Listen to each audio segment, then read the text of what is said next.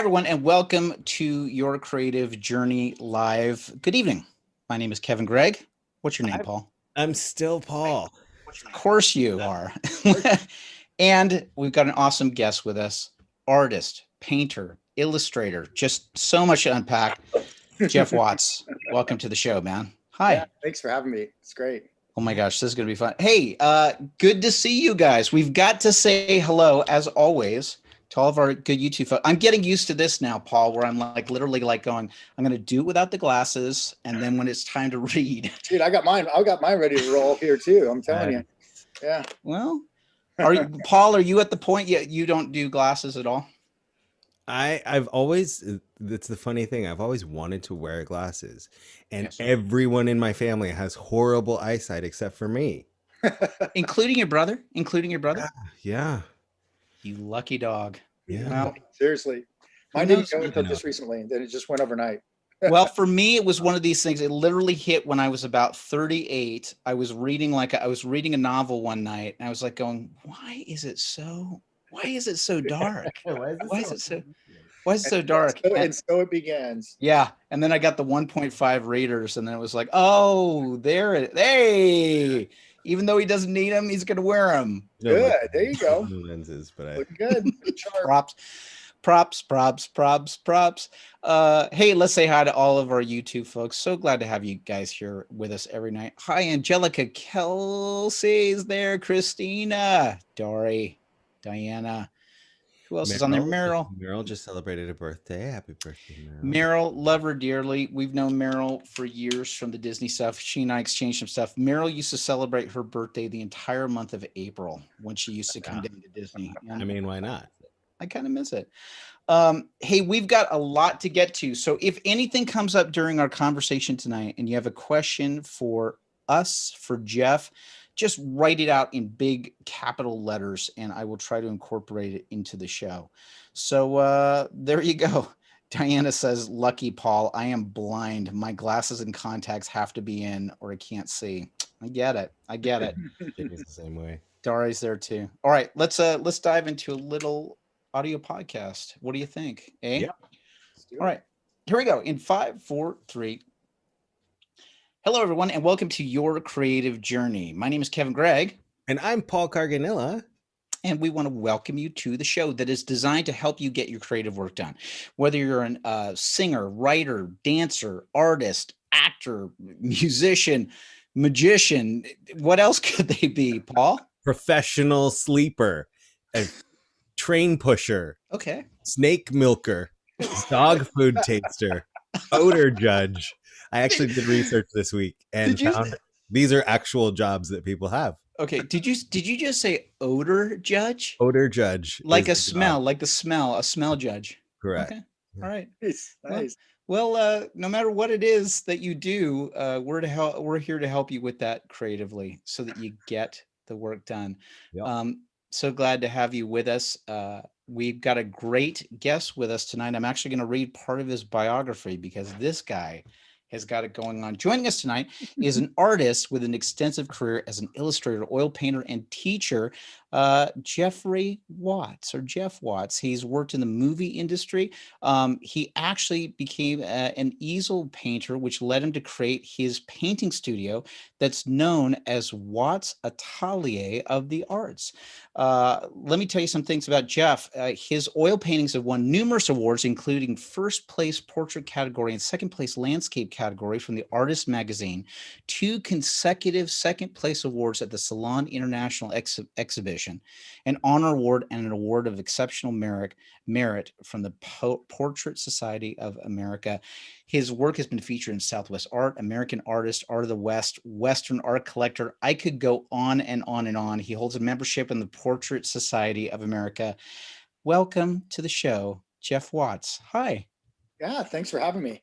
It's an honor to have you on. And I got to tell you, I did I put together like some of the thumbnails and stuff for this week, and I got to see a bunch of your work just through Google searching, and holy smokes, man. Amazing stuff. Amazing Thank you. stuff. Yeah, it's been a fun journey. It's been a wild wild ride, but I'm sure we're going to unpack a lot of that tonight. So we are definitely going to dive into it. But as always on the show, whenever we do this, we always like to check in with each other and see how things are. So Jeff, if anything pops up for you during this conversation, please feel free to jump in. We always check in by saying, what was the best thing that happened to you this week? Paul, what was the best thing that happened to you this week, brother? Well, I know you don't like to go into like politics on the show, but I don't think it's a political thing as much as, what happened today. And it's a big step forward and step in the right direction. Obviously, there's a lot of healing left to be done and a lot of building to be rebuilt. But, we couldn't, in my humble opinion, we couldn't have asked for a better outcome from the trial. And and on a selfish note as well, my wife being LAPD officer and being out on the street tonight, I'm so glad that everybody seems to be living harmoniously at this time. Amen. And is she on call tonight? She's out there tonight. Yeah, of course she is. Yeah. Well, God bless her and thank her for her service as always. Indeed. So, amen, man. Amen. How about you? What was the best thing for your week? I'm going to tell you this, just briefly. Listen, there's been some challenges that I've been dealing with. I won't go too specifically into the details. There are some great things I'm going to share at the end of the show, some projects I've been working on.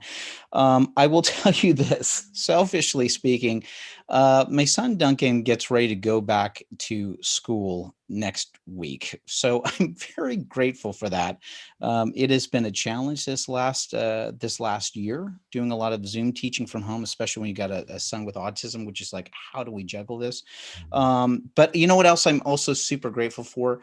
I'm grateful for systems that I have in my life, whether that's prayer stuff or meaning stuff or other people that I work with, because I will tell you what, if I did not have that stuff in place, man, where I was 6, 7, 8 years ago, man, it's a completely different thing. So that's kind of what I want to say was like the best thing for my week. I'm grateful that I've got these systems in place to help me, even when I'm feeling a little cruddy and sort of strung out. And I'm grateful that there's a light at the end of the tunnel. I love my son, but we've been too much time with each other. So anyway. Is he going back like full or half? Yeah, he'll be doing so LEOC. So for those of you that do know or don't know, my son Duncan, 21 years old, autism, moderate to severe. He's actually in a work training program. So what they're going to be doing is they're going to be doing sort of like part-time. They're going to be doing like partial days, but for him, it will be in person. So he does have to get like a weekly COVID testing, and they'll be making sure that all the teachers and stuff are protected. And fortunately at the campus, they don't have as many people that are coming back. So that gives them a little bit more space. So, but it'll be a good thing. It's one of those things, especially when you've got a son, like you're loving and caring for him, trying to do the best. And then you also realize like, oh yeah, like you're a 21-year-old guy and I wouldn't want to spend as much time with my parents as we've been spending this last year. So anyway, that's just what I want to say that I'm grateful for and some of the best things. Jeff, what was some of the best stuff that happened for you this last week, brother? Wasn't it? Yeah, the last couple of weeks have been barn burners for me, but it was, I'm part of an organization called Oil Painters of America, and I'm a master signature member, which means, you work your way up over the years into different hierarchies of accomplishments. So every once in a while, they'll ask you to judge the national show, which is about 3,000 entries. So you've got to then whittle it down, obviously, to a lot of winners and, 1, 2, and 3. And so I announced the winners yesterday and went through the whole process, finally brought it to finality. So there were a lot of events. I've got a KPBS event this week it's over at the Escondido Center for the Arts down here in San Diego. Wow. And it's usually somewhere in the United States they host it, but it just happened to be out in my neck of the woods. I'm in Encinitas. So It was nice, easy trip over, but it was similar to this, getting on with all the different people from all over that are winners and announcing them and talking about their work. And so it was a cool honor to do it. I've never been asked to do it. I won the gold medal last year for the Masters category. So it was kind of a fun kind of full circle thing for me, because I've been involved with him for about 25 years. So That's amazing, man. yeah, so that was fun. I'm blown away with the fact that you're doing like, how the heck do you go through 3,000 paintings, man? Well, thank God I only do the last like 300. And Okay. there's like a panel of like 5 board members and stuff and different things that they whittle it down. And then I come in and I have to do the last push, which I've done the other part of it too. And yeah, going through, you get like completely numb after about 3 pages on, going through the artwork, and it's hard. Yeah. Oh my gosh. Yeah. Yeah. I mean, there's definitely have to be moments where you've got to just like kind of go, I've got to take a break, or I've got to because reset. then you might miss something because you just get, you want to be fair to everybody. So it's cool. I think it's one of those things where 3 people like you and everybody else is not so happy with you, because the ones so it's one of those things where I'm just like, oh man, please don't ask me to judge anything. It's not my favorite thing, because it's there's like literally 2 guys that love you, and one guy, and then the rest of them are like, oh man, I can't believe you picked someone, but it was good. It's a good group. And all humor aside, it's actually one of the better organizations that I've been involved with over the years. So that's amazing, man. Amazing. Yeah. So Jeff, we've got so much to cover with you tonight, man. Yeah. Here's the interesting thing to start it out. You did not start out being a painter at all. As a matter of fact, you were taking a different path, a different career for yourself. What the heck were you doing? Well, I think, it's funny. I was always really gifted in the arts, but was quite shamed at a young age for it, because again, I functioned so uniquely. And we'll unpack that later, but it was something that, I was always, kind of first ostracized greatly from my visual learning type aptitude. Yes. Because I had difficulties in other styles of learning because I was so visually wired. So would that just for a second, like, what would that mean? Would that mean like, was there like sketching and doodling and stuff like that? I would literally go, like a perfect example is I went to school and I would only draw, and they would try to threaten me to do math and English, and I didn't care. I wouldn't even do it. I didn't have no interest. And so in first grade, they decided to hold me back in first grade because I wouldn't do any academic work. Wow. And so, my parents didn't understand this. And then all of a sudden they just said, well, your son can't really go to next grade because he's not doing his work, or whatever. So then, interestingly enough, I had all kinds of different challenges that were later remedied, but at the time, it was more just a lack of interest in doing things that I wasn't interested in. Yes. And the teachers didn't know what to do with that. So, they tried to get me to read in front of the class, but I had like a speech impediment. I was dyslexic slightly. So I had all these mild versions of learning difficulties that they basically would just shame you constantly for. And so that was really began a really intensity in me that later blossomed into all kinds of accomplishments in athletics and different things, because I was so driven to prove these people wrong. When I finally understood how I kind of operated, I was, it was like off to the races. It was just like gate open. I'm going to just be proving a lot of stuff for the rest of my life. So I think, it was, it forged a very intense aspect of myself. So I started in soccer for 10 years, and then I went into competitive cycling. And I was second in the nation when I was at my late teens, and I was going to go to made it to nationals, was going to go hopefully to the Olympics, and then over to Europe and do the Tour, de France. That was my goal. So that was one, but that was such a hard road at that time. I mean, you had Lance Armstrong kind of coming up at the same time as me, probably a little bit younger. Now here's the big question for you, because I'd watched a video where you were talking about this, where when you were getting into cycling, like it was not popular here in the United States. Like people, and there was no internet, right? So there's no teams, there's no internet, there's no way to find out anything. It's like go ride a lot and get into some of these races, but it was brutal. Yeah, it was. Were you inspired by Breaking Away? Did you happen to see that? I watched that movie because I have this OCD repetitive interest in things that are repetitive. I excel at, right? So I don't get bored with repeating things copious amounts of times, which is like a blessing in disguise. But for anybody that wants to be good at certain athletic endeavors or things like art or music. So for me, it was this strange maniacal drive to repeat things until I mastered them in an OCD type manner. At the time, no one knew any of these terms. Like, now everybody's, probably a good 3/4 of any high functioning people are autistic, but on the spectrum of some sort. But, back in the day, it was just kind of like, thank God my parents were hippies, and my dad, like, you know, I grew up listening to Pink Floyd and looking at this guy, Frank Frazetta, which was this great Oh fantasy my author. gosh, he's fantastic. And yeah, and so it was like, And for those of you that don't know it on the show, like Frank Frazetta is like, you know, the Conan the Barbarian illustrations and paintings and stuff like that. I actually follow his stuff on Instagram. oh, he's Like, phenomenal. so And he was like a legend, and he was like, you know, motivated everyone from, you know, Star Wars. Lucas would go out and meet with him when he was first starting, and he was just such an amazing illustrator. And I actually got a chance to go out and meet him in person, one of the last meetings with him before he passed. And it was probably one of the coolest, kind of like meet one of your childhood heroes, kind of like hanging out with a Mozart type or a, was it good? Because I always oh, have it's this fear absolutely of like meeting my heroes. I'm just like, it so was I felt odd because I think I was 26 at the time, and I was just getting my career going. And I was, long story short, he came out to the San Diego Comic Convention, and I was there with a booth promoting my school at the time. And I did a study. I was doing a study of one of his paintings just to show kids, you know, like how he worked.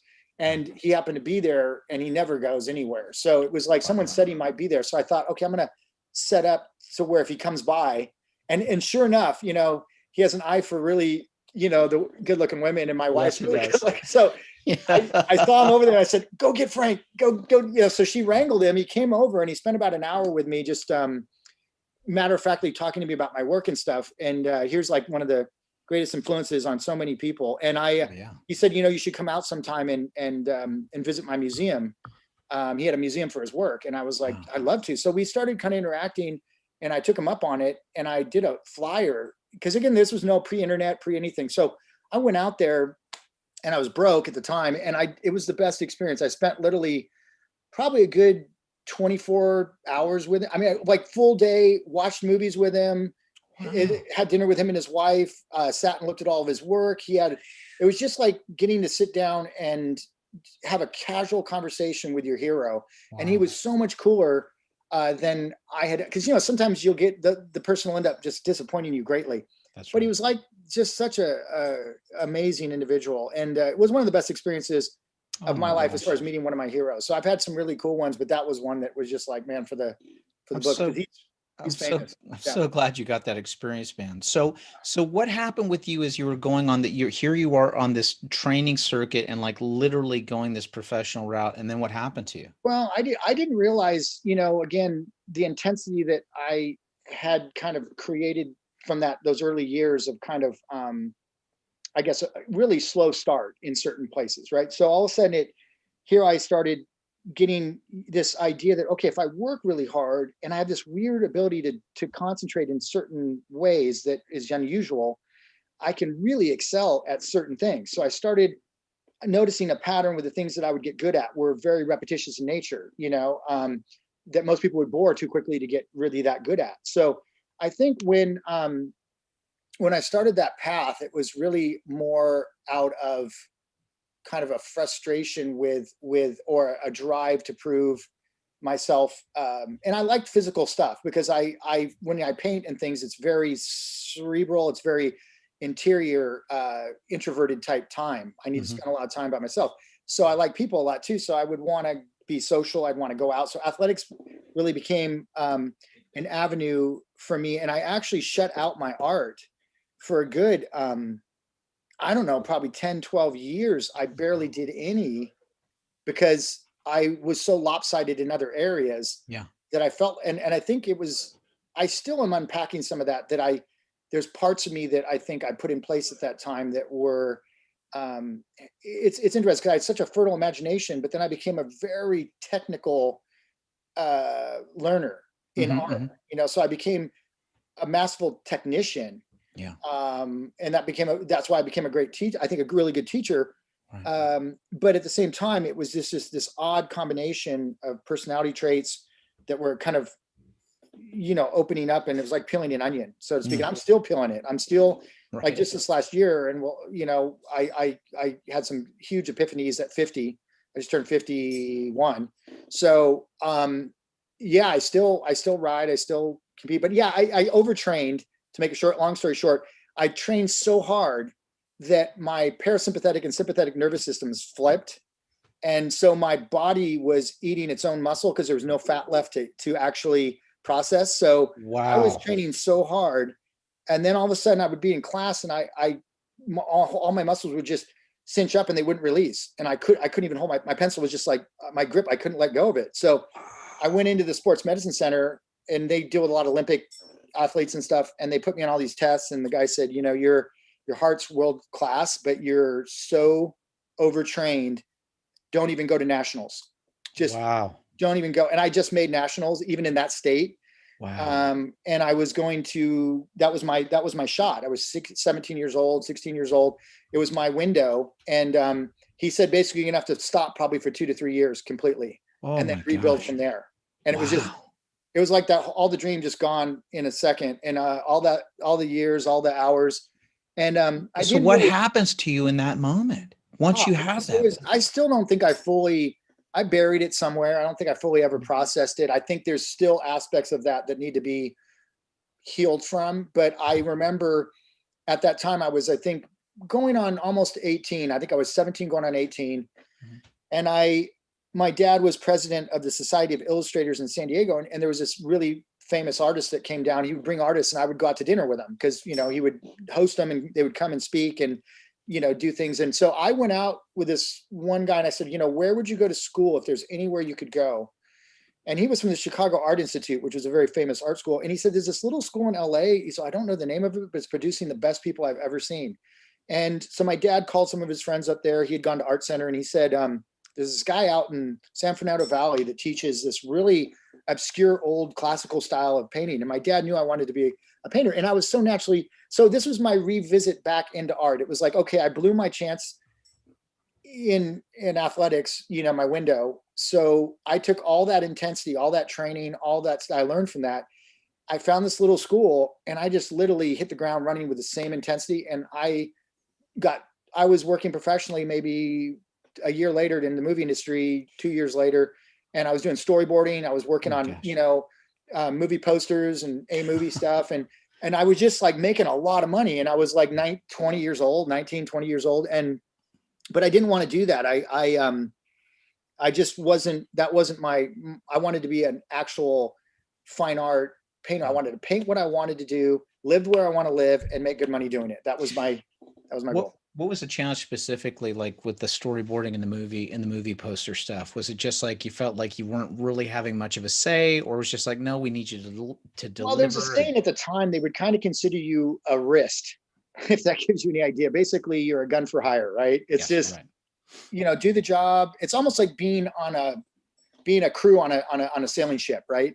They would rather you didn't just do what we say and don't say much, right? Just do it and execute. We don't need you captaining the boat, right? So it was this idea that like you just didn't have. It was like they paid you a lot to do some of your worst work. I thought, you know, that's great. You know, and it was just like they would throw money at you, right? Because they have such huge budgets. And you know, there was just this dynamic at the time. There was a guy, Drew Struzan, who did all of like Spielberg's posters. And totally. Oh yeah. So Spielberg was Drew was I was a big fan of Drew's stuff. And so I was kind of like a cheap Drew, right? It was kind of like, here's this young kid. He can ape this guy's style real easily. So we'll pay him. And for those of you that are listening, like Drew would do like did he do the Raiders of the Lost Ark? He literally did everything. He's phenomenal. And Back to the Future stuff. Any of those paintings that you see that are like that was it was pre-Photoshop, wasn't in yet, and they hadn't done the cheesy photo montage stuff that's all they do now. So it was kind of like this halcyon days of movie posters, right? And these guys would get paid a ton of money to do these finished movie posters, right? Yeah. So Drew pretty much had cornered the market on it, but they would always go through this preliminary stage of doing what they call comps, you know, like a comprehensive sketch to see which studio is going to win the account for a movie. So I would come in and they would have me do a lot of the preliminary work, and then whatever got okayed, usually Drew would end up, you know, taking it to a finish. But it was an incredibly lucrative job for a young 20-something-year-old kid, you know. So I had a lot of friends. It was funny because they were going to UCLA, USC, and I was up this little podinky, you know, hole in the wall strip mall school, you know, that had no degrees, no nothing. And they would be like, you know, a lot of my friends, it wasn't something that had told many people that I was even good at. It wasn't I was ashamed of it. It was just I got tired of trying to explain what, most people don't understand what an artist is. Like, you're a painter. Yeah, I paint houses, whatever. I mean, just I don't want to explain it. So my friends didn't even know I did this stuff, right? They were all jocks and different stuff, and that was from my other life. So most of my best friends weren't really artists at all, and Right. I had kind of, so all of a sudden I was making all this money, and these guys were like, what school are you going to? And I'm like, oh man, I was just, because they were joking about me all the time, like giving me a hard time about, you're going to what? You're like a monk, man. You're up there studying all the time. What do you do? Let's go out and party. I was just not Right. having it. I was like, no, man, I've got things to do. So, Yes. but it was cool. It was a really good period. I spent about 5 years in LA, just kind of at that little school. And then I moved back to San Diego to apprentice with my dad. And that's when I started Watts Atelier, which really was, at the time, it was just me, 22 years old, wanted to train, couldn't find a place that was like the place I came from, which had this rich lineage that went all the way back to David and all these great Renaissance artists. And I decided to just try to continue training. I would teach some classes, and I had no intention of creating a school. It was more a necessity, because it was, I'd go to the community college to get model time or to paint, and they would have teachers that don't teach, kids that have huge attitudes that are no good, right? So I'm like, this is a kids. I love that. Kids that have a huge attitude and are not good. That's so it's like this. It's like all this, like just not what I was looking for or used to. And then I would get a bunch of flack from the teacher because I would be 10 times better than the teacher, right? Yes. And I'm like 20 years old, 22 years old, 21, whatever. So I got asked to do a guest teaching at Palomar College. I knew a lady, my dad knew a lady there, and I taught a guest class, and this young kid in there said, hey, I have a space downtown that I am he was a little comic artist. He was a really cool kid, but he actually he managed, it was in the Gaslamp quarter of San Diego, which is a really cool area now. Yeah. But at the time it was freaking like, it wasn't good. It was a little wild. But anyway, I got this space down there, and I started teaching some kids, and I started building my chops with teaching, and it dovetailed nicely with all that training and self-training I had done in athletics, So we gotta talk about some of this. Number one, for our listeners that don't know, what is an atelier? So atelier is a French word meaning studio environment. It's basically the way there were the academies in Spain and in Italy that were quite amazing at producing incredible artists during the Renaissance and whatnot. And then there was the French had their own system, atelier system, where a famous artist would have an atelier, and then people would come understudy under that for maybe a decade, right? Or 15 years, becoming their own master, right? So it was an apprenticeship style of training that has been lost in the commercialized educational system everywhere, right? So now, so huge, yes, because I so want to unpack this with you, because honestly, you've talked about, and I'm going to put a link in a note, the link in the show notes to a video that Jeff has talked about this. But honestly, there's some points that you have brought up in past videos that you've done where it literally is this schooling system that we have. And please, none of this is a knock on, if you're a professional educator, I think God bless you. It's amazing, right? Yeah. But particularly when it comes to the arts, because not only does this happen with fine arts, but this can also happen with performing arts. We've got these systems that are out there where people think, oh, if I go to this great big fancy school and pay what would have been the equivalent of an amazing paying off half of a house, right? Sure. Yeah. But it doesn't necessarily mean that you're going to become an amazing artist out of that. Can you speak a little bit to that, Jeff? Oh man, I mean, on volumes, I did a video on YouTube called How to Train to Be a Successful Artist. And I basically ramped through the trials and tribulations and pluses and minuses of the certain directions that you can take in training. Having never gotten a bachelor's degree, had no interest. My dad left school early, started working. 90% of your success is in your portfolio and what you can produce. And so it wouldn't matter if you went to what school. You're either going to hit the ground running and you can help somebody else make a lot of money, and that's you can make a lot of money. But it's all about, like, if I go work for Disney, they're going to try me out based on my portfolio. And I went through this because I got offered lead visual development for DreamWorks when I was in my mid 20s. And that's a really rare position. It's like there's 6 guys in the whole business that basically are ahead of visualizing what the film's going to look like. Yeah. So you're the visionary behind the film. So they say, okay, Jeff, we're going to do Lion King or we're going to do Avatar. What do you think it should look like? And you just sit down and concept, right? You pull it out of your head, you make it up, you invent. It's that Ralph McQuarrie stuff, right? Oh, yeah. Ralph Oh, well, yeah, McQuarrie he's a great conceptor, right? One of the old school ones. And then, so that is like the Rolls Royce position, because you get paid a lot of money to just have fun creating, and you don't have to hash anything out, right? You come up with the idea, they send it over to the in-betweeners, the animators, and those guys all hash everything out. You're just kind of the guy that comes up with the vision of it. So that's the really sweet spot for the movie industry, is really visual development concepting. In my opinion, it's the highest paying, it's the funnest, it's most enjoyable. But so anyway, when I was, where were we? We were on the how to train. Yeah. Well, so but we're also talking about the fact of like these schooling systems, which is just like, like literally you've got these and you're really trying to hone in. Part of the thing that you touch on is very, are you familiar with Jeff Goins? He also wrote like, I can't think of the book right now, but it's against the starving artist, right? It's not being a starving artist. I have no interest in starving as an artist. Never have, never will. I'm not, it's not going to happen on my watch. Not going to happen. So it's funny when guys come to me, it's like, do you teach business? I go, number one, first and foremost, be exceptional. That's your first thing. Without that, you're going to have if you're a bad plumber, if you're a bad, surgeon, and everyone's dying when you operate, I mean, you're going to be out of business pretty quick. The surgeon. You just got to think in practical terms. I mean, like, if you are, 8 out of 10 patients make it on my watch. Yeah, I mean, come on, where are you going to line up for this guy? I mean, so at some point it becomes, skills are the key. And that's the cool thing about being an artist, is that your work, precedes you. I mean, your work speaks for you. You don't need a degree. When I went up against and went into DreamWorks to interview with them for concepting, there was 2,000 portfolios. They kept 2 of them. Took 6 months, had to go through every department, had to agree to hire you, right? Wow. Every department has to say, yes, we want this guy. Yes, we want this guy. Yes, we want this guy. And then, so it's just, and when I interviewed with them, they asked me, where did you learn how to do all this stuff at such a young age? It wasn't like, where did you go to school?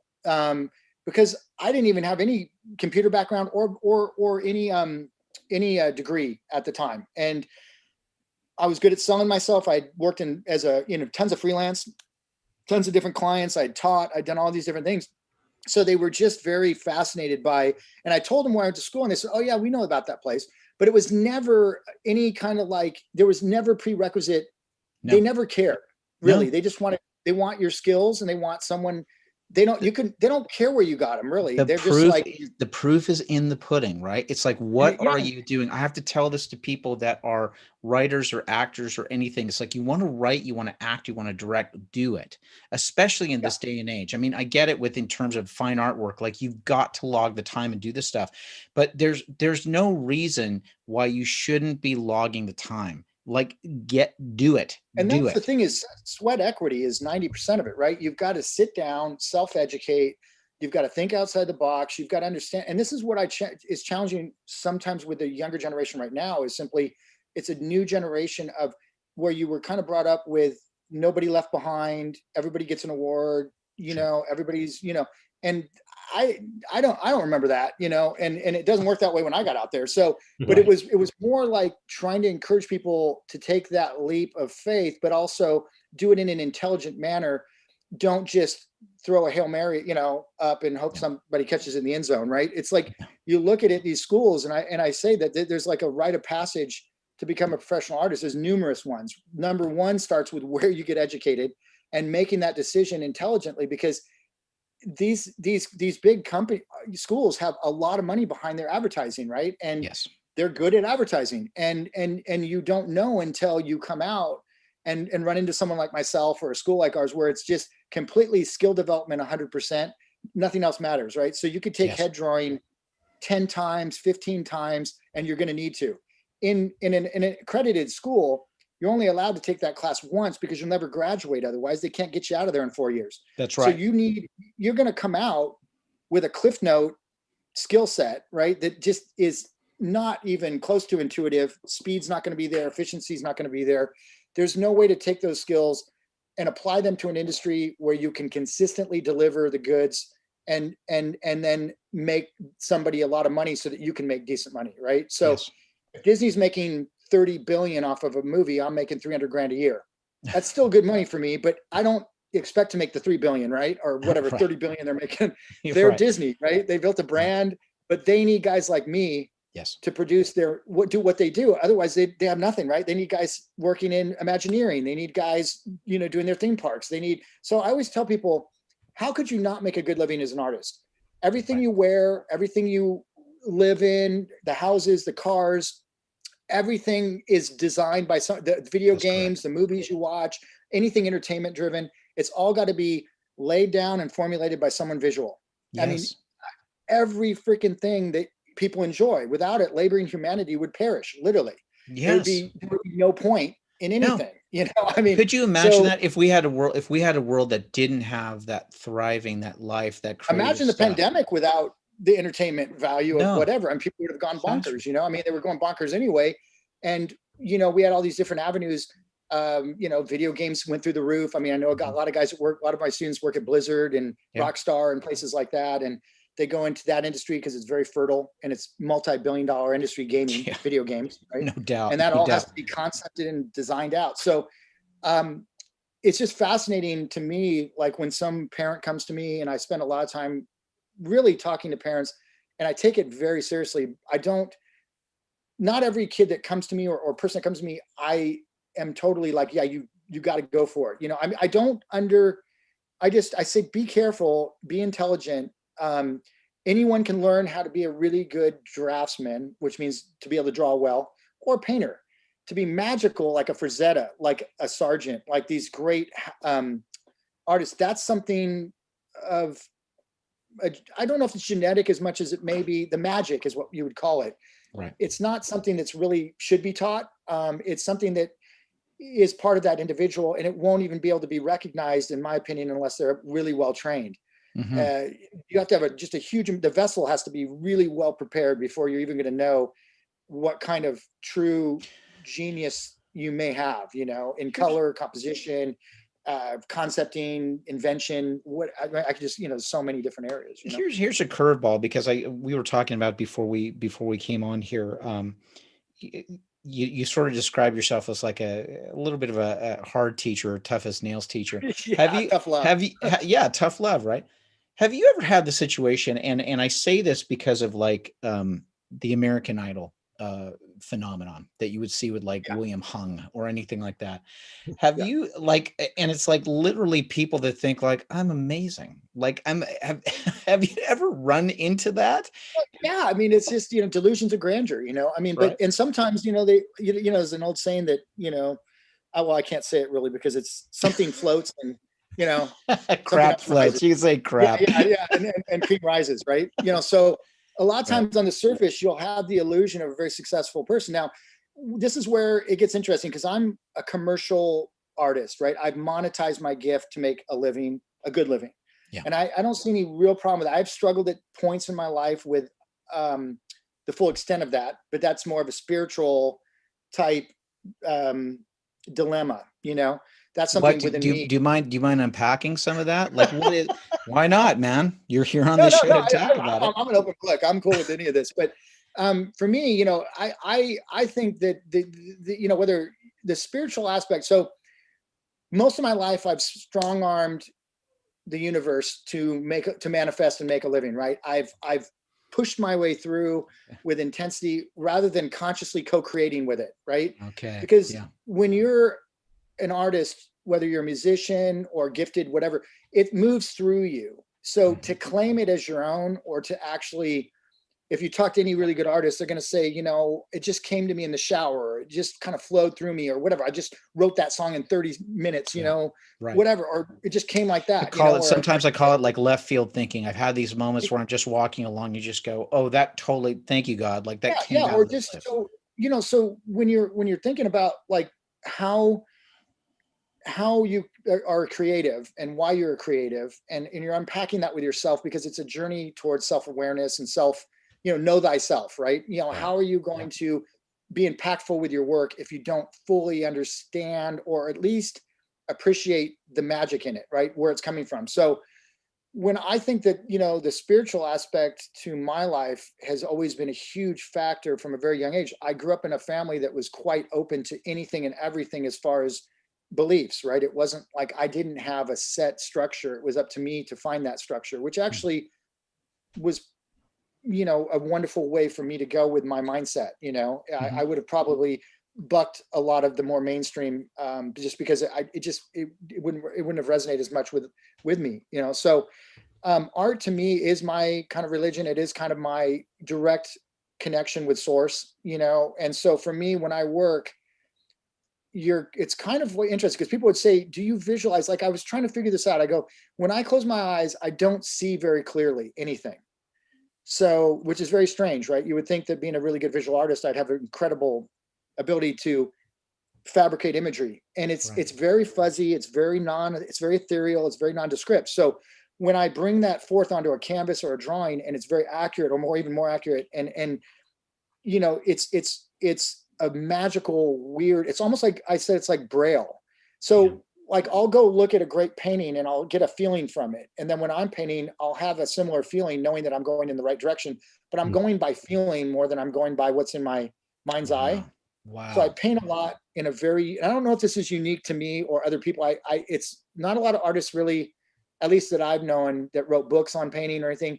They don't dive into the more ethereal aspects of what makes them tick and why and how they operate. And I have to imagine they've thought about it or confronted it at some point, but whether or not they're just unwilling to actually communicate it in a way that's articulate enough for most general people, laymen, to understand, is a whole nother thing. So, well, and here's the fine thing with yourself, for example, is that you are such an articulate person, right? You're basically talking about people that the way that they express themselves is through the medium, right? So yeah, it's a right. visual So medium. you happen to have this other ability where you're able to teach and talk, right? Yeah, that's what is such a weird gift. But so in my teaching, I will talk like I am right now while I'm doing a painting, a good painting, right? So the painting is happening on a different not dimension, but a different plane of thought. And so it's a right left brain dance between, you could think of it as masculine and feminine energy, which is very odd, because a lot of people think, oh, feminine energy, you're a man. You're not feminine. It's more of this dance between polarities of energy, right? So when you're painting, your thinking mind is going to be more your masculine, right? So when you go into logical thinking, problem solving, I got what's my edges, my values, my shapes, my design, my calligraphy, how things are working. That's the thinking mind. That's the masculine, right? And then the feminine's more free flowing, expressive color, brushstrokes that are very intuitive. Pick up 4 different kinds of colors and spin it and see what happens.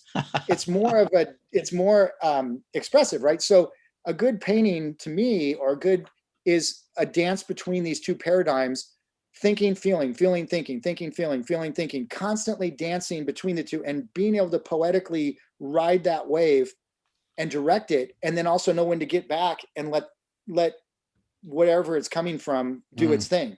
So it's like literally you're collaborating with the universe to do a painting, and you're trying to find a way to communicate with that whatever you want to call it, entity, Some people call it God, some people call it whatever you want to call it, but we know it's so it does. I'm a deep thinker. I'm always like reading like quantum mechanics, quantum physics, thinking about like how I operate, and where is that coming from, so that I can, because I really think when you're teaching someone in the arts, you really have to find where their blockages are, to whether it's worthiness issues, whether it's there's a lot of things that keep people from not only succeeding just on an academic level in certain areas, but in life, as far as fulfilling, making a great living, being worthy of all that stuff, and so there's just this unpacking when you're teaching somebody. If you're really an avid teacher, it's not just about teaching edges and values and shapes, and that's so freaking easy. It's getting in and really getting to know and getting to know them. And most of the people I work with, I'd have to say a good 3/4 of them is autistic and on the spectrum in some way, shape, or form. Right. For example, I had this one guy, and I'll just real quick, he could write frontwards and backwards with both hands, different things at the same time. Like Wow. this. Wow. Right? Yeah. So that's how his mind worked, right? And he would paint the model accurately, but flip the opposite direction. Oh, wow. Right? So he had a unique style of dyslexia. He was a computer engineer and brilliant Russian guy. And I work with guys like that, right? So you're sitting there going, okay, how do you teach someone like this? This is not like cookie cutter. You don't open some manual and say, okay, I've got this guy that can write frontwards and backwards and, at the same time, articulate things, okay, what do we do with this guy? So it's a matter of meeting that person at where they're at with their gift, and also being able to not only see the gift, but also understand how to navigate what they're missing with that gift from a technical standpoint. Because so having discovered just recently at 51 that I am on the spectrum for the first time, having suspected always my whole life that there was a wiring difference between me and almost everyone I met. But what were specifically some of those indicators for yourself? Was it social things? Or what was it? Well, my wife and I have been together since I met her when I was 23 and she was 21. I'm 51 now. So we've been together for almost 26 years, right? So wonderful. And she built the school with me, and I wish she was on here with me, because she just doesn't get the credit she deserves for what amazing person she is and what she's done.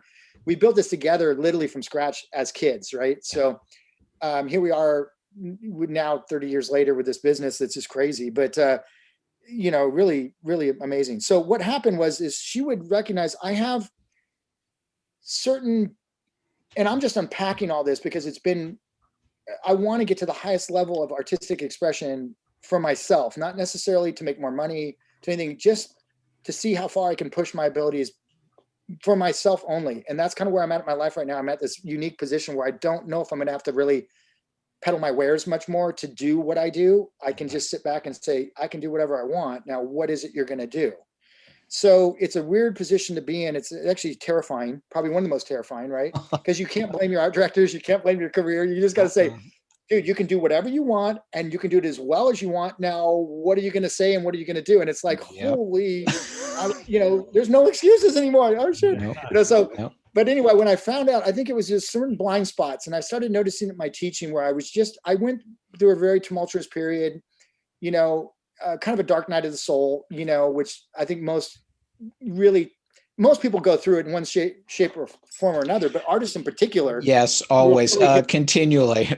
Yeah, I mean, this one really shook me to the core. And it was the first time I witnessed a burnout where I didn't want to paint, didn't care to paint, didn't want to create, still had to come in and teach at a high level, was really just going through the motions, felt so unauthentic, so fake, couldn't really express what was going on because it was just, the wheels were coming off the wagon, right? It was splitting apart. And what it really was all that, child suppression of shame and all the stuff that had been building my whole life, that had been this competitive drive, this drive to be this maniacal part of me that wanted to just prove everyone wrong and just grind in, was starting to, kind of, that part was becoming too large in me, right? It was blending, it was too large, and I needed to kind of pull it apart, right? Yeah. There's no easy way to do that. So you get into like kind of a midlife crisis, whatever you want to call it, existential crisis. And you're kind of confronted with the cracks and fracture points that happened in the past, right? That were buried deep in you. And now those are kind of coming up to the surface to be healed. Yes. Right. But how many of us have the skill sets to do that? Right. So thank God my wife went to USM, which is the University of Santa Monica, for spiritual psychology. Oh and my got her gosh. master's. Yeah. It's a great place. And then I followed suit and did 3 years of it myself. And, did you hold on a second? Did you end up running into Steve Chandler over there at one point? Yeah. Yeah. Oh my gosh. Yeah. I did that whole crew over there. It was really fascinating because. Sorry, guys, you'll have to look this stuff up on the side. Steve Chandler stuff is great. I just wanted to communicate with my wife properly, right? Because I was like, she was leaving me in the dust, right? And I was like, I got no skill sets here. I wasn't trained in this stuff, So I was, it was desperation. I was like, man, I got to get on the same playing field here. I got to level up, and I need to do it quick. Yeah. and the fractures are everywhere. It was perfect timing, really. But it was, and it does wrap into the art, because again, I think of this gentleman, Robert Henri, who's a really famous, one of the best, I think, teachers the United States ever produced in art. But he said, great art is a great life lived, living at the highest level of your faculties at all times. Okay, That's all. you need to slow that down and say it one Yeah. more time, please, because that's So brilliant. great art is a great life lived, living at the highest level of your faculties at all times. Oh, so good. So, you know, Please hear it's that. Please hear that. Anybody that's listening to the show, because it's talk about getting away from the idea of the starving artist, the tortured artist, all that stuff. Not to say that there isn't struggle and pain and all the other stuff that goes through it, but that it can be sweet, right? And believe me, man, I'm navigating some of this stuff too. I have to balance the idea of like wanting to do the art, and then at times balancing my relationship and my relationship, my wife and my kids and life, and like not having that burnout. So powerful. oh yeah, and that's the reality of it, is that, you know, it's like people used to say, who makes it? I said, whoever's left standing at the end of the day, really. Like, who has the tenacity to keep, I mean, it's like, you know, I always say patience, perseverance, persistence, the 3 Ps, got to have those in spades. I have all these little, you know, little ways of kind of communicating these abstractions. But I think with me, what happened was I later found out that was a thing called autistic burnout, right? Which is a different burnout than most people go through, because you're functioning at such an intense level. Yes.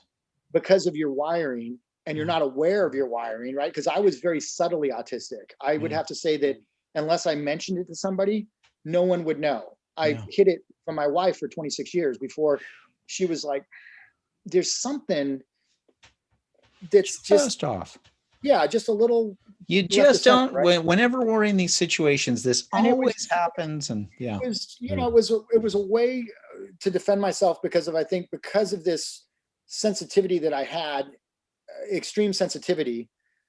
I ended up armoring myself up through athletics, through lifting, through everything, to not have to feel or to hide that part of myself that was so vulnerable, right? And so, you know, taking that armor off in USM, I spent a lot of time just peeling that armor off and saying, who am I? Yes.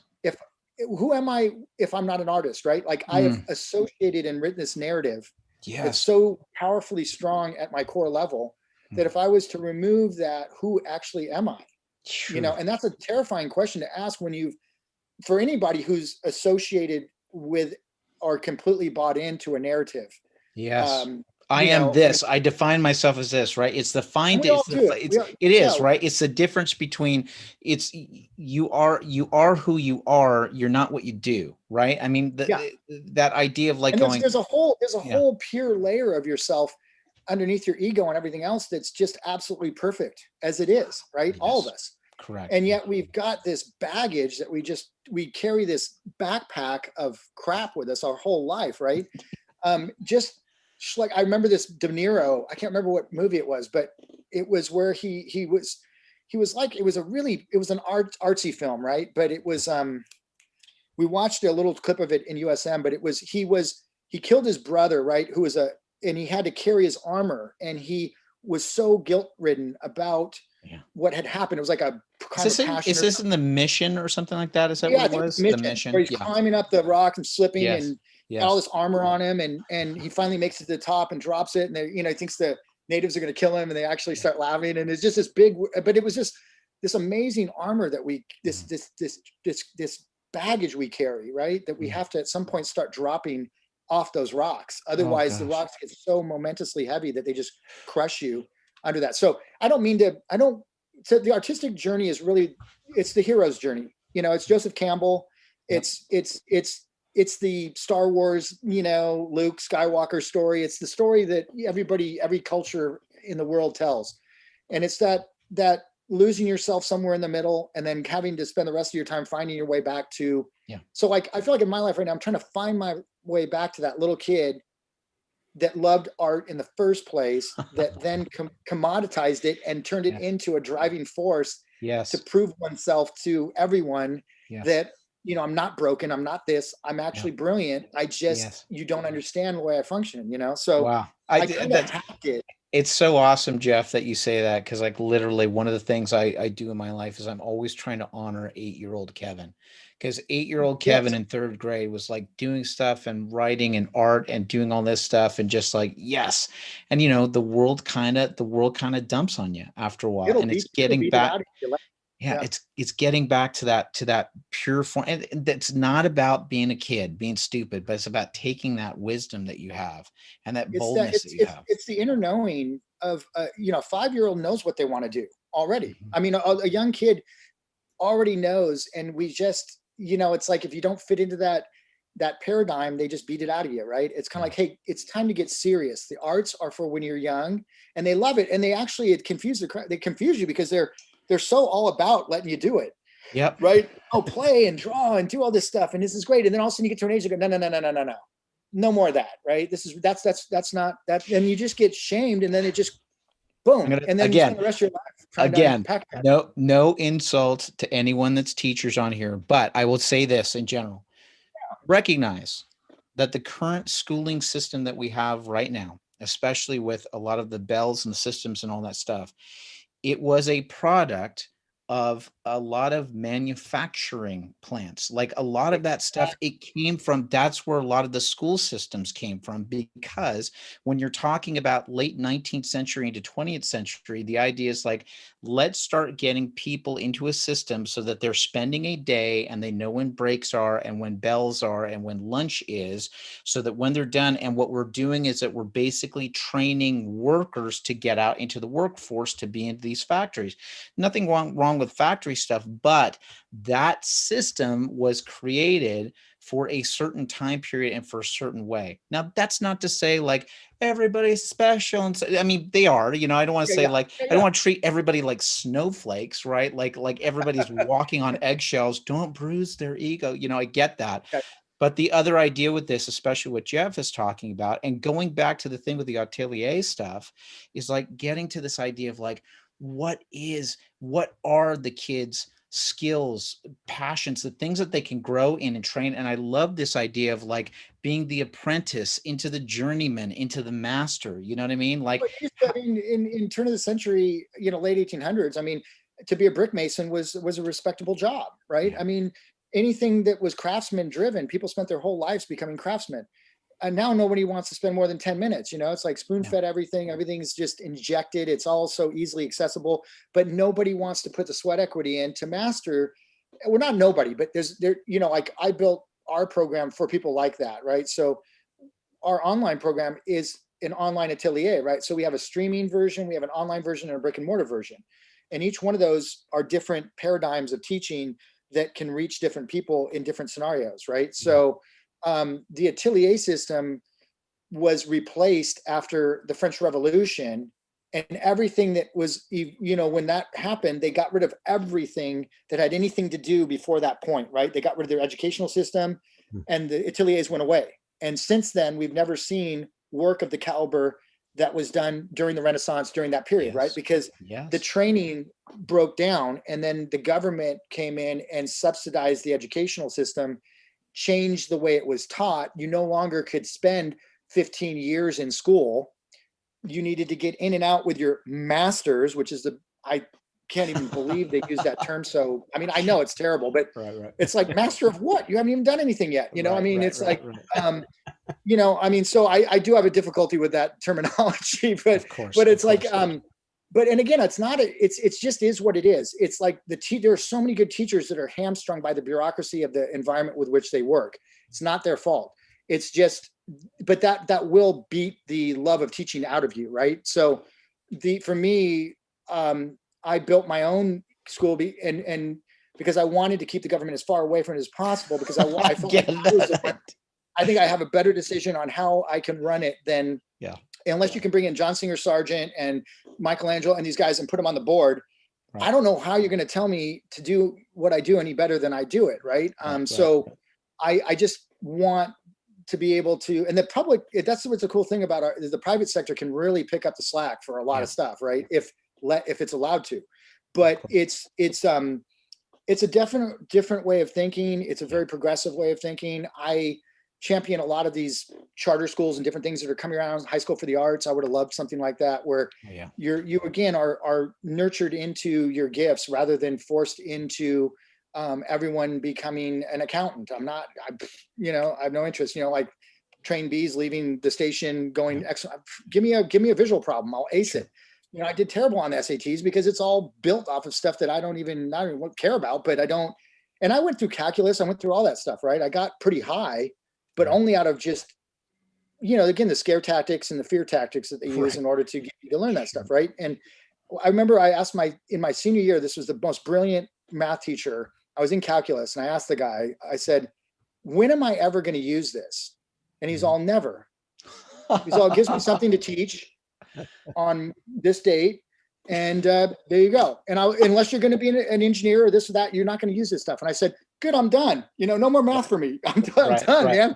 But it was, the guy was so honest, and it was just such a poetically sweet response. And he wasn't being a smart ass, or he wasn't being mean. He was just like, honestly, unless you go into you're not going to use this kind of math. You need long division and this and that and basic stuff to function. And so it was just my first, again, awareness that I love to learn, and education's everywhere. If you're a smart person, you're going to be brilliant because you can learn everything now without, I think Elon Musk was just saying that, I was watching an interview on him talking about college, and he was just like, he's not a big fan, right? But that's just him, and he was just saying, you can learn anything you want if you're willing. It's all right in front of you now. You don't need, but some people need the confidence of certain things to help them out, or they need to incubate longer before they're thrust into the real world, and I get that. So, I just didn't go that route. I never subscribed to it. I was not interested in it. So I do have strong opinions about it. I don't have a major issue with it if your parents are loaded and they want to send you to a school for $1 million and have you come out, and I don't know, great, go for it, but I don't think it's a guarantee of a successful, happy life. No, I get that. I don't think that's what it guarantees. And I think, again, the paradigm's changing with, and again, this goes from the arts on down, but when someone comes to me and their concern is that their child wants to be an artist, I said, the first thing I try to do is dispel that by, again, just sharing with them how many opportunities there really are for creative people. If you just think of it outside the box and start thinking about all the things that you have to interact with on a daily basis, and how much that was created by some visual person, architects, and all them get lumped into the creative genre, to me, whether it's an interior designer, architects, landscape architect, it's all the arts, mechanic. Mechanics are artists, there's just, everybody to me can make an art out of what they do. Not everyone sees it that way, but I do think true artists, the ones that we pay to go watch perform, the ones that we go watch on the movie screen, the ones that we buy paintings for. Those are a purebred type style of artist, right? They're the artists, but I think everyone is an artist in their own right, with numbers, with whatever. And if more people would see it that way and respect, the artist in them, rather than, trying to be something you're not, or trying to fit into some, like I always say that the guys that are real professional artists that I know that are extremely make a great living and everything, you wouldn't even know that they were artists unless they told you. They don't look it, they don't act it, they don't, no, their faces aren't all pierced and tatted and, and wearing the beret and, whatever. It's totally cool, because I dig all that stuff, because I'm an artist. I like cool looking stuff, right? I don't care if it's a cool looking M3 or if it's going to be, BMW, or if it's tattoos design or whatever, but it's all, to me, beauty in form, right? So like if I drive, a really nice car, it's because I like the design that went into it, not the status of what it says about me as far as how wealthy I am. Yes. It's just, damn, dude, someone knew what they were doing, man. Those lines and how they Frenched them in, and how that is just, that is so tasteful and someone who really knows what they're doing. Beautiful. And so I love beauty in all forms, I really champion it in whoever's doing it, I would be remiss if I don't talk, and you may not be able to comment on these two things I want to throw at the end. Who knows? Okay. Have you done, I know that your form is oil painting. Have you done digital painting with that as well? I love the medium. The medium is probably one of the coolest, especially for concept. For concepting, hands down, it's replaced a lot of my favorite mediums like gouache. There's a lot of mediums that people, it's almost like Latin. It's like, it's a dead language, but how valuable is Latin? If you understand it, you can break down almost the derivative of any word. You can break down the meaning of it without even knowing what it is, because all the root is in Latin, really. So I remember taking a Latin class my senior year and how handy that's been with like defining words and breaking them apart. But there's mediums that you were very fortunate. I took 4 years of Latin and I can't remember any of it. I just remember they just taught us how to break words down. Yes. Sum sumus est sunt. That's all I know. Yeah. I can't speak any of it, but I can actually break a word apart and go, okay, that's that root. That's amazing. That. But it was interesting because I think like, I'm trying to think of where that question was going. I was on a good route with that. What were we? It's about the form. It's go for it, Paul. Just the digital art and oh yeah, the digital art. Most of our guys will go into digital art because of practical reasons, right? Because if you need to buy a whole setup for oil painting, a whole setup for gouache painting, a whole setup for, you're talking lots of money, right? So when you get a young kid, they just want to be out working as quick as possible and they want the fastest, quickest way. The problem with the digital medium is that it's like painting with your foot, right? It's so clumsy and it's so crazy, right? You can't like, I don't think that they've figured out this technology yet with like the feel sensitivity is not there yet. So if you have an elite developed hand, because when you train somebody, you're putting an eye and a hand in place is what you're doing. And the person is basically leasing your eye and your ability to train their hand through your eye until theirs gets as good as yours. And then they can do training on their own without hurting themselves, right? So developing bad habits. So when you're training somebody, well, digital is like, it's like faux painting, right? It's like collage. It's photo bashing. It's an amazing tool. But what I find is people that come to real traditional art from it can be lazy. They don't have to worry about ruining the surface. They can, there's an undo button right there where you can just undo what you just did. Right. There's so many cheats. There's so many, which are cool, but better to come to it after you're elitely trained, then use it as a tool, like anything. Otherwise it becomes a crutch. And what I've seen is it's very difficult to go back and learn the discipline and patience and focus of the traditional after you've had a taste of the simple, right? So I think it's an incredibly, immensely powerful tool that unfortunately has been taught to people too early. Okay. And as a result, I get a lot of guys coming in that work on digital all day in video game companies. Right. And it's just not fulfilling them, right? They want the touch, the smell of the paint, the touch, the tactile sensitivity. They want to get back to, you don't have to be grinding your own pigments. I mean, I'm going to be like Obi-Wan before it's over. They're like, yeah, the guy that lives out in the freaking, hitherlands that's, making his own paint and, but maybe that's how it's going to go. But I really feel that digital is hugely, it's interesting. It has its place, just like the camera had its place. And, but it doesn't replace anything. It's just a complement. And whenever a new technology comes out, it's going to replace everything. And all it does is find a place, but for concepting, the art directors want corrections made quickly. Yes. Right. They want to do it cheaply. They don't want to have to pay you to repaint the whole painting. Yep. And so for them, it's golden. It's like, we can just get you to change things all day. And it's really easy for you. Oh my God. And so as an artist, I don't like that because now you guys aren't paying me to make these corrections. And I'm just going to be correcting things like nonstop because the medium allows you to do that. So in a way, it's like, Joe, you guys that's just what you get, man. I mean, back in the day, you'd be like, dude, I'll do it. But you communicated to me wrong. It's going to cost you more because I got to redo the thing, That's right. So you could always kind of negotiate a little bit of a fee for the redos. But now it's just like, they just expect it as part of the way you do.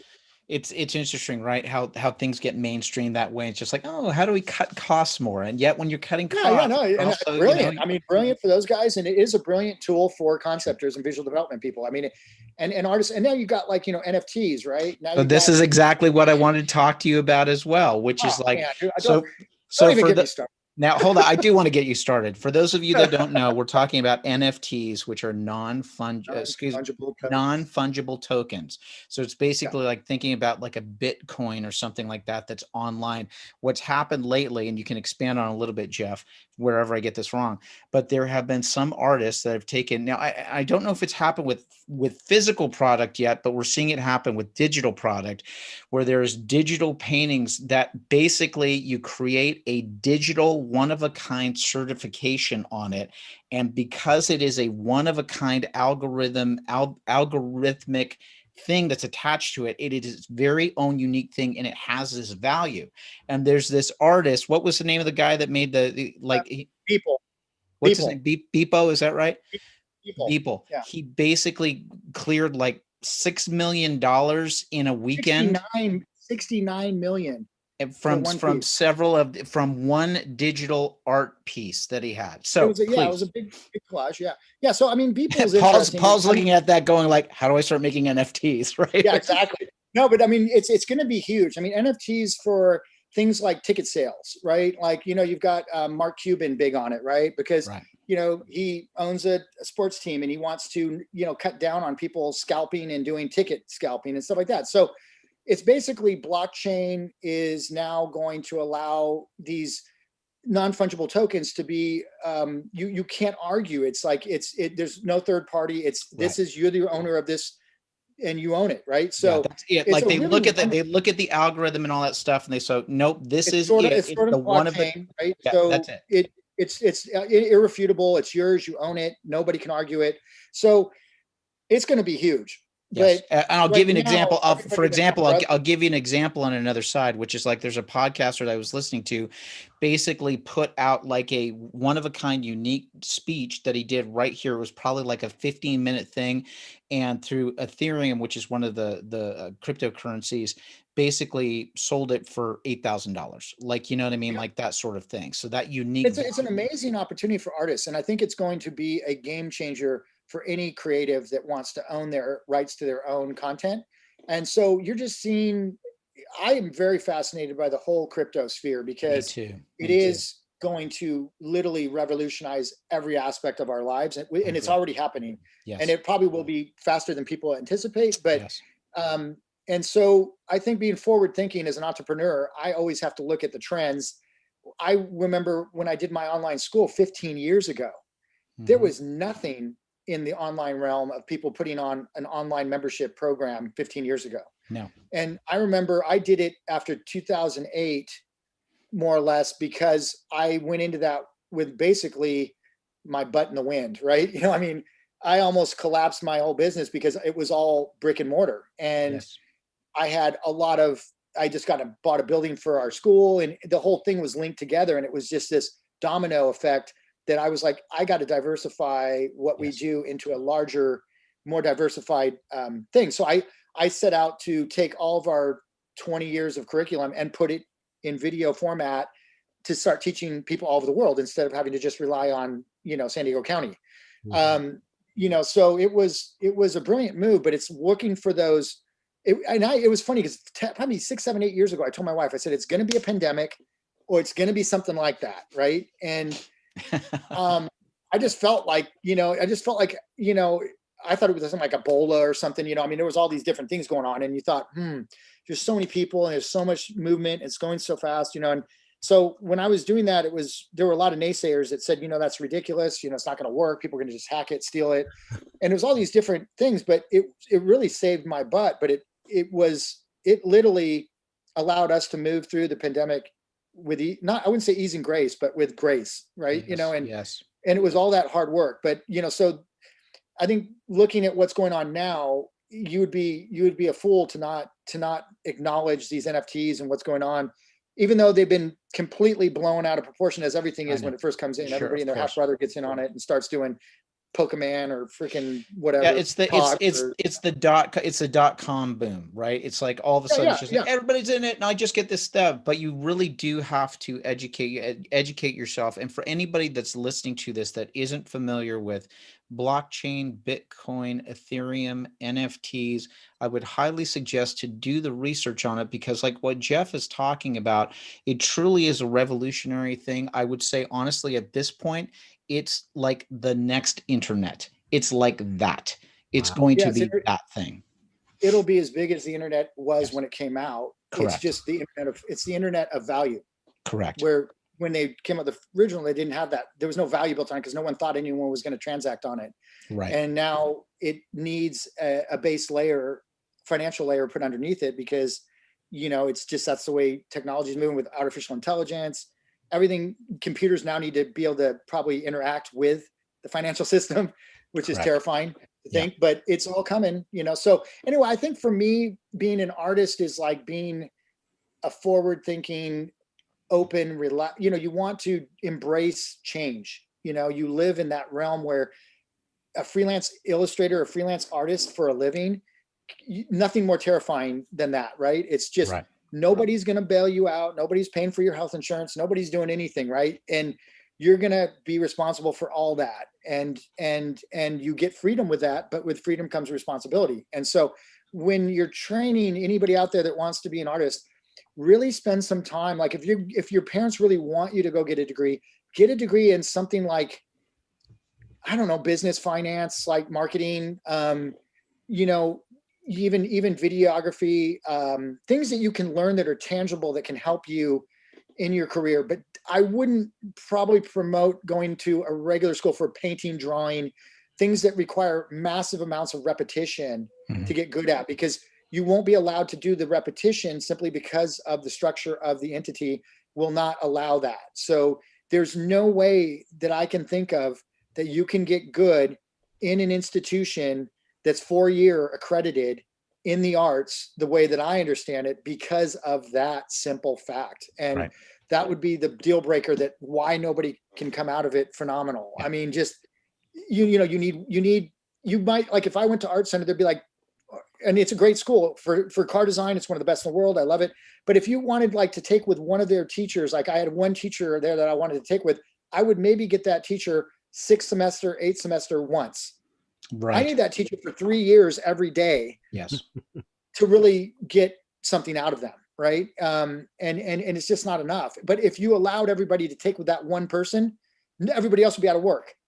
Right. Half the guys, you know, maybe aren't as good as that person or aren't as desirable. So you would have such a lopsided program. There's no way you could run anything logistically that way. Right. It would, you know, and so at our school, for example, everybody earns their students by doing an exceptional job. There is no tenure. What is tenure? You know, you can do a crappy job and not get fired. What is that all about? you know, I mean, it's like, I don't get that. I don't understand that concept. I never had that. You know, if I do a bad job, my business, I go out of business, period. End of story. If I don't make people exceptional and I don't bring the A game every time, and I don't do an incredible demo and work on everybody's work every day, every time I come in, my school doesn't exist. And that's the way it should be, quite frankly, in my opinion. So all of our teachers have to fill their classes with exceptional teaching and not undermining the other teachers. Right. So that is here. That is the way it should be done. But that means each person has to rise to the occasion and do an incredible, impeccable job all the time while working, doing other, you know, like half of our guys work freelance all the time and then come in and teach on top of that. And it's amazing watching them do it. And I've done it. It's like having 2 full-time, 3 full-time jobs. But it's a love of the craft and wanting to pass it on to the next generation and make sure that in some way they have it a little easier than you did, maybe if you do your job right. And it's just playing it forward, you know, and it's good for your karma. It's good for the universe. It's good to bring beauty into the world in any way, shape, form. I don't care how you do it, but if everybody would just do that in a little bit of a way, in their own way, it would be a lot more pleasant place to be hanging out in, I think, you know, and it just, you work with your sphere of influence and that's all you can do. And luckily nowadays we do have technology that allows the sphere of influence to grow, but with that becomes huge responsibility, I think too, which is we're just starting to realize the impact and the power of social media and the different aspects of it. And it's a tumultuous topography to navigate.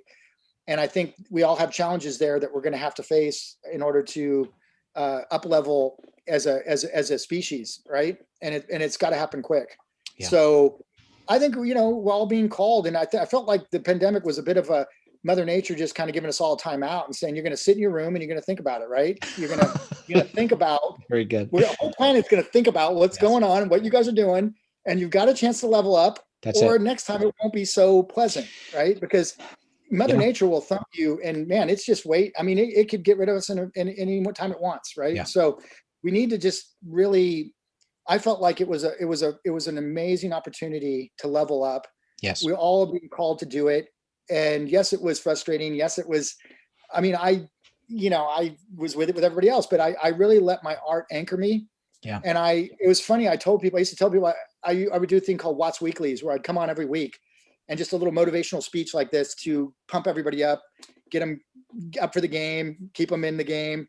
And I remember just saying it, just like how it's funny being an artist because I live in quarantine half the time. Right. I mean, this is like, it wasn't even that big of a deal for me. I was like, what do you mean? I go to work, I paint, I come home, I'm always in a room by myself, painting and learning stuff. So it was kind of like, I was, in a way, we were, us artists were kind of almost pre-prepped for all this, it was kind of like, oh yeah, this is just another day and, It's whatever. amazing. But, it was a weird time, and I'm thankful that it looks like we're kind of, coming into a better place. And I hope that everybody takes something from it and garners some pearl of wisdom from it personally. Absolutely, man. I mean, I really do think that. And to what Jeff also said, if you went through this pandemic and you didn't get the chance to level up, okay, take your moment now, like figure out what that stuff is and just do that reflection. And okay, you may have It's not missed. a lot. It's not, you're not trying to tell everyone change completely. It's just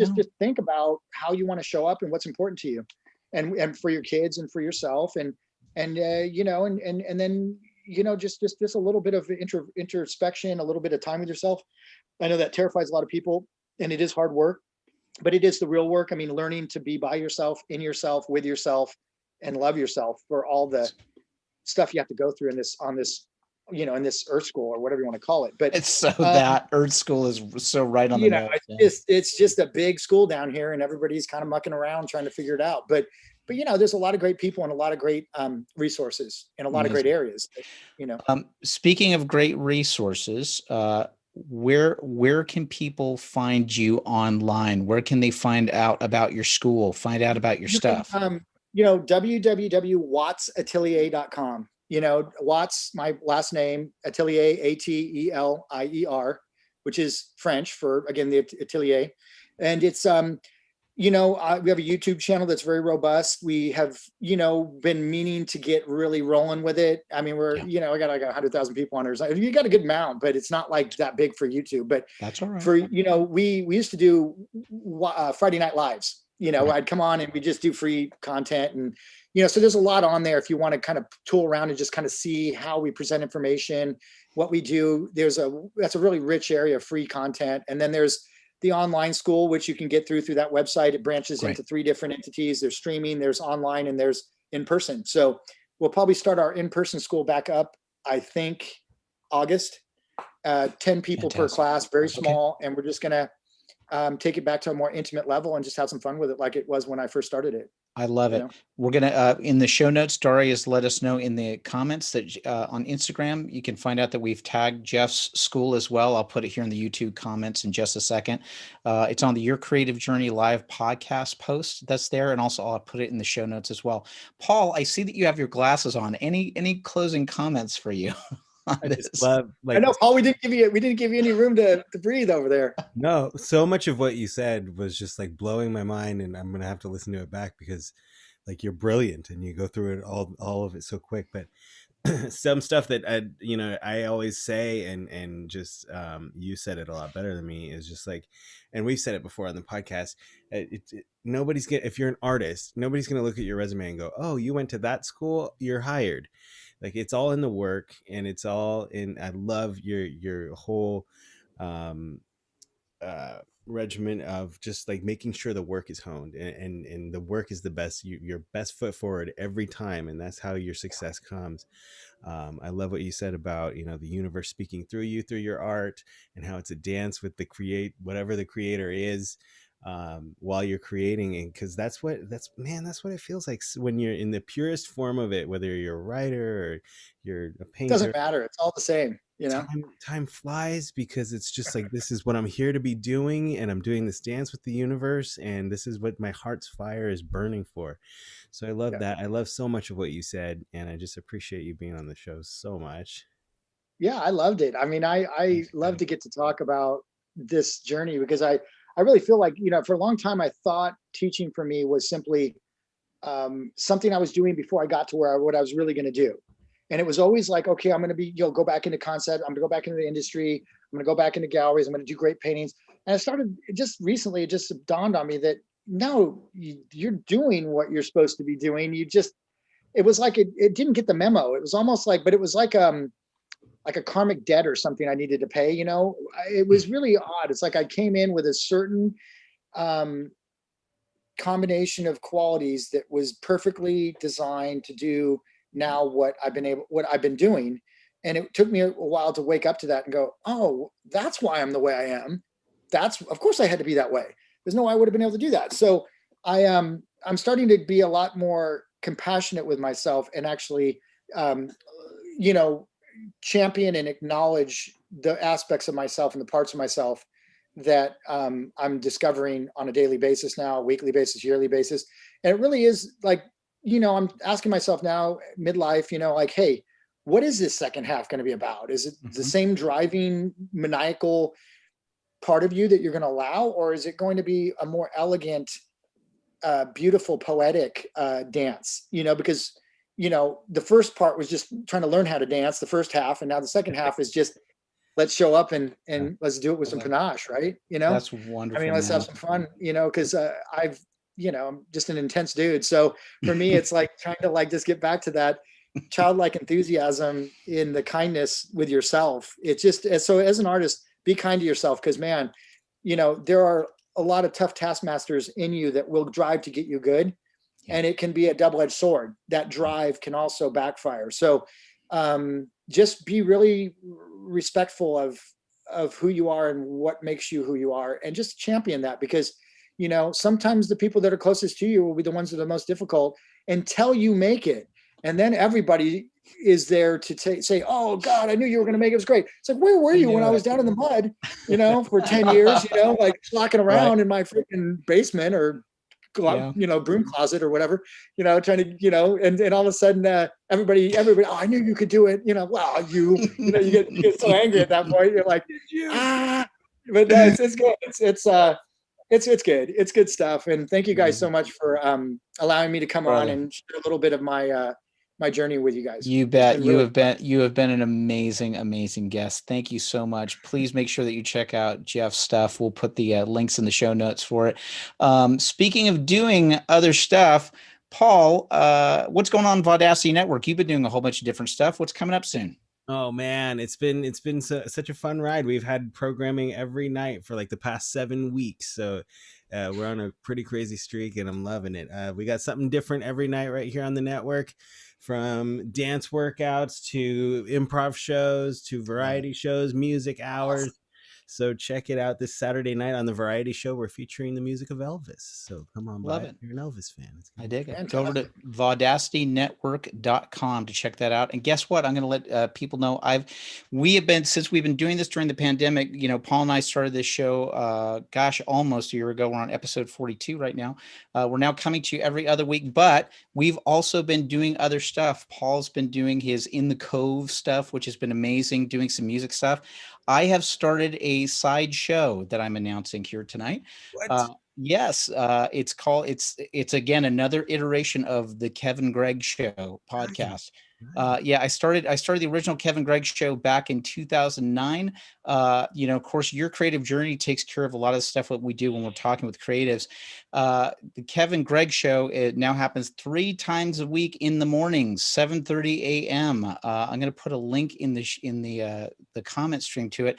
But basically, that is a show where I talk a little bit more about business, some Christianity, history, art, some of the other stuff that we don't cover here on the show. So having a live show tomorrow at 3 a.m. Pacific Standard Time, if you'd like to join me, it sure would be great. They're small little shows, but just kind of creating them. And if you want to find it, if you're listening to this right now, you can go to kevingregg.com. I'll have the links to, as always, your creative journey. But you can also click on the link to see the current YouTube version of it. That's going to change over time, but I just put it there in the show notes. So there you have it. Paul, with your creative journey, how can people help us on the show? Anywhere you consume this podcast, just give us a positive review, whether it's here on the YouTubes or in any of the apps that let you review it. Every positive review and like helps other people who like things like this find things like this and this show in particular. We appreciate it. Amazing. Yeah. We dig it. Jeff, thank you so much. We're going to wrap it up here and say goodbye to our YouTube folks in just a second. Thanks, everybody, for joining us. We'll see you in a couple of weeks on the audio podcast. God bless you, and we will talk to you soon. Bye. Cheers. See you guys. Fantastic. YouTube people, we love you. You've been getting so much love during this. Jeff, I can't even tell you, literally. Thanks, Jeff. So great. They're going to watch. Angelica said she's literally going to watch this again as soon as it's finished. Sorry, Cool. you're saying it's all in your portfolio, not your resume. Again, big shout outs with such an incredible show. So can't thank you enough, buddy. Huge. Yeah. Thanks for having me. I appreciate it. A blessing. And thanks for You guys. handling the digital questions right there as well at the end. Awesome. All right, YouTube folks, we're going to say goodnight. Thanks, everybody. We're going to be back in 2 weeks. I think, should I say who it is in 2 weeks? I'm pretty sure I know who it is. I got to double check. I'm not going to say it. Just take a look at the thing. If you want to join me tomorrow morning, 7:30 a.m. for a Kevin Gregg show, please do. And if you click the link that I just put in there, please subscribe because I need subscribers on it. So anyway, that's it, guys. I'm going to close it all up. I'm going to end the live stream. Jeff, hold on for 1 second. We'll say our goodbyes. Bye, YouTube folks. Bye. We'll see you later. Bye, gang.